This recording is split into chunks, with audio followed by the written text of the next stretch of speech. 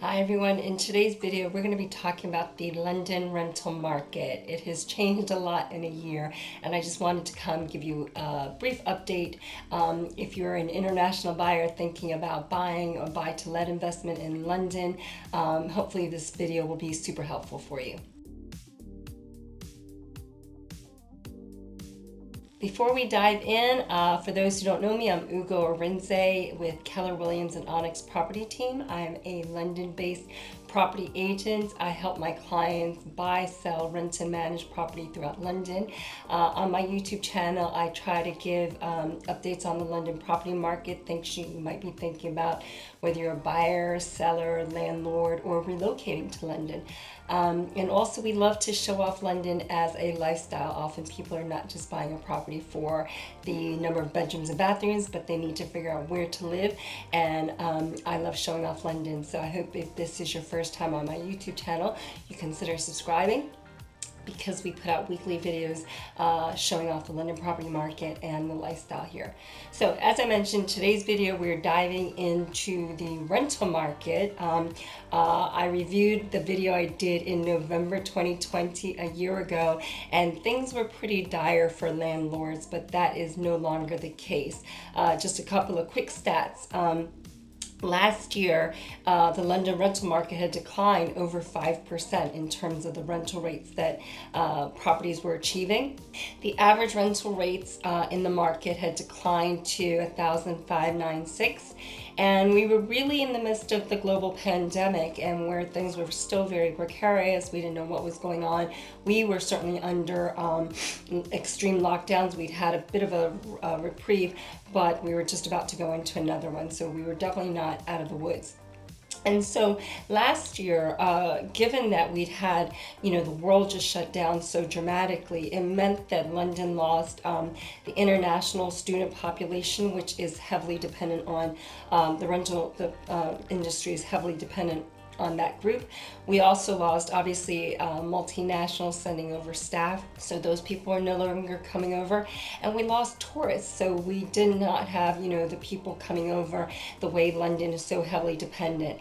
And so that was kind of on the demand side. On the supply side, you then had some of those short lets that were very heavily dependent on tourists and the short-term market. They also dumped their properties onto the long-term rental market. So it meant that the long-term rental market was getting hit by excess supply while demand was shrinking, and so that caused extreme decline in rental rates.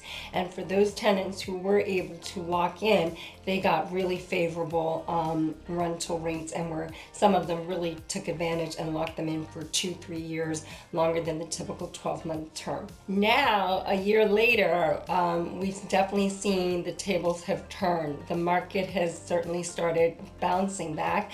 While we're still in the midst of a global pandemic, we're starting to really live with it. The UK has done relatively well in terms of its vaccinations, and it has opened back up for business. So therefore it means that you have international students coming back into the country, and not just 1 years of students, but you actually could argue you've got 2 years, right? So those students who were starting last year, who were having to work remotely, are now back for physical population. So you have almost got 2 years worth of students coming back into the market at the same time.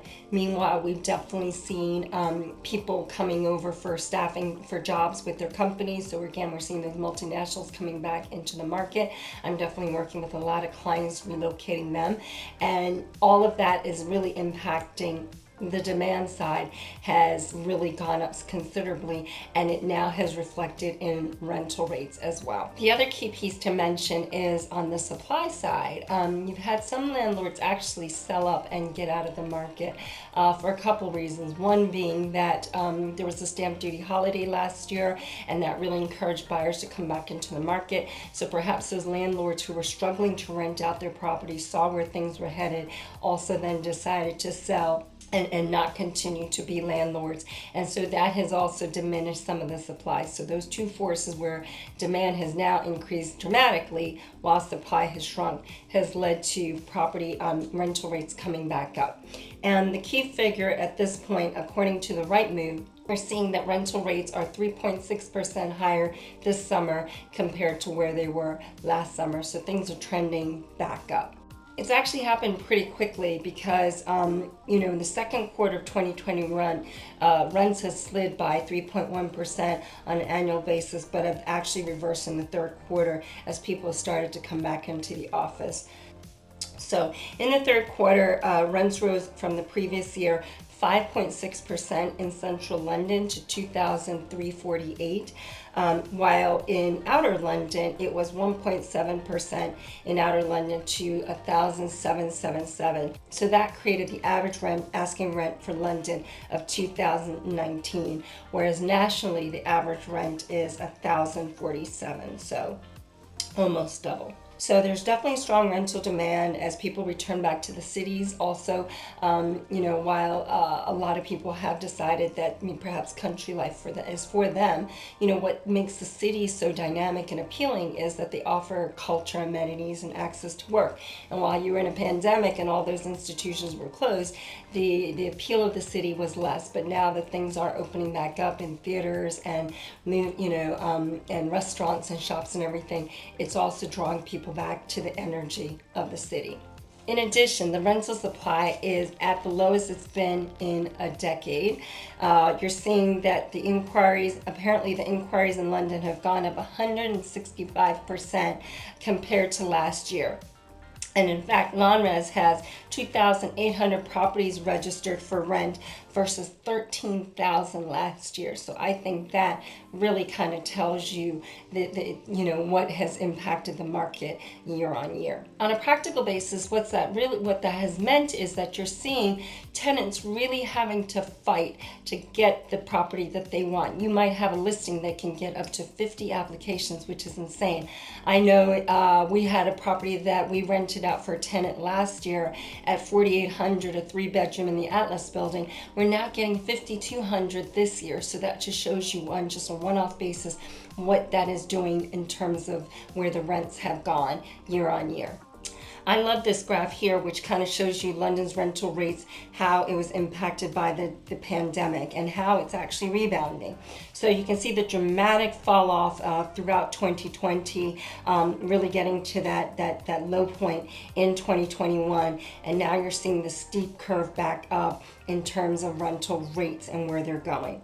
Last month, 22,000 flats came onto the lettings market in inner London, according to consultancy 20C.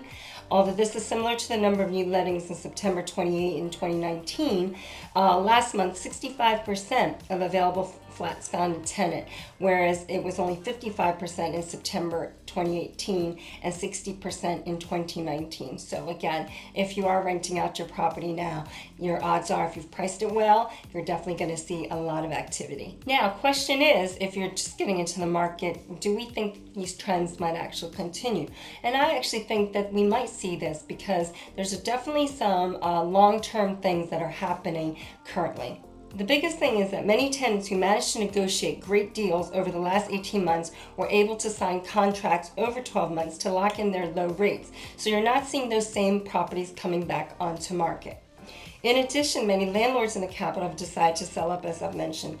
Some 13% of London properties currently listed for sale have been rented out in the past 3 years, and that's up from 3% according to Zoopla. Some investors have sold, as I mentioned, to take advantage of the frenetic sales market in the first half of the year caused by the stamp duty holiday, while others have gotten fed up with the tax and regulatory implications of being a landlord, and they're deciding, especially if they've been in the market, if they've been landlords for a long time, that actually now is a great time to sell. They've earned a lot of equity in their properties and they can take their money and put into something else. Adding to the problem actually is the fact that some landlords no longer deciding to buy investment properties because really there were tax changes that started back in 2016 that have really impacted the profitability for many landlords. One was a 3% stamp duty surcharge on additional home purchases that kicked in April 2016. And then in the following year, you started seeing a reduction in the deduction value you could get off of the mortgage interest that you're paying on your property. In this graph, I think it shows it quite well because it shows a dramatic decline in properties bought by investors.